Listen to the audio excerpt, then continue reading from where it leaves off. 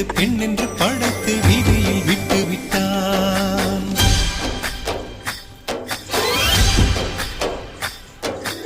இப்படி இன்னொரு பெண்மையை படைக்க தன்னிடம் கற்பனை தீர்ந்ததை எண்ணித்தான் பிரம்மனும் மூர்ச்சையுற்றான்.